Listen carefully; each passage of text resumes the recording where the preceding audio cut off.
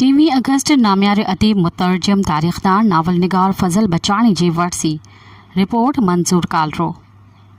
नाले वारो अदीब कहाणीकार मज़मून निगार मुकाला नवीज़ ऐं मुतरजम फज़ल अहमद बचाणी 1934 ईस्वी धारे टडे अलाया शहर में ॼाओ। जेतोणीकि हू तख़लीकार हो पर संदसि अहम सुञाणप मुतरजम जे हैसियत में आहे। हुन अक्सर तर्जुमा अंग्रेज़ी मां कया जेके आसान ॿोली लफ़्ज़नि जे दुरुस्त इस्तेमाल तख़लीक़ी अंदाज़ ऐं मौज़ू जे लिहाज़ खां काफ़ी मक़बूल आहिनि। हुन जेके किताब तर्जुमो कया ऐं लिखिया तिन जो तफ़सील हिन रीत आहे। पहिरियों सपून ख़लील जिब्रान जी चूंड अफ़साननि जो तर्जुमो 1960।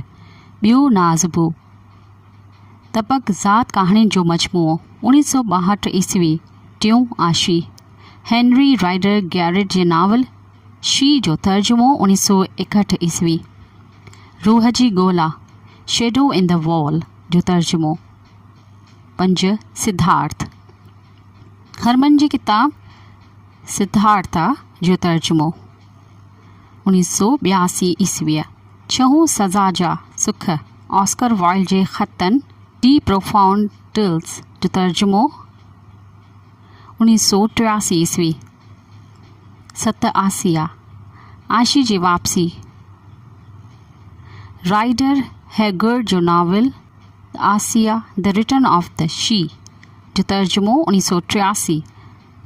तस्वीर जो खून ऑस्कर वाइल्ड जे नावल पिक्चर डोरियन ग्रे जो तर्जुमो 1983।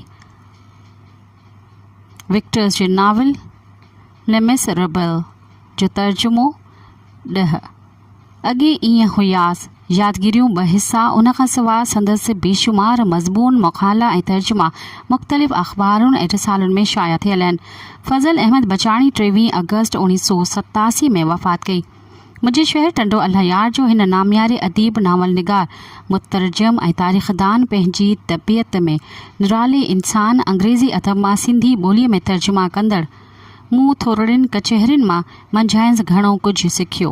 काश संदसि क़दर थिए हा।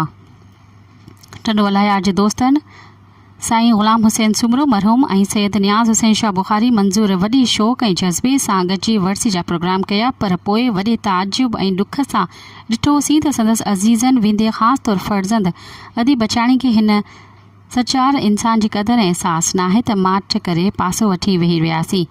बचाणी साहिब जे अदबी पोरे ख़ासि करे टंडो अल्हयार जी यादगिरियुनि तारीख़ ते लिखियल किताब अॻे हीअं हुयास जहिड़ो शाहकार किताब लिखण ते सलाम पेश कजनि था। शागिर्दनि खे इहो किताब 2 जुल्द ज़रूरु पढ़णु घुरिजनि।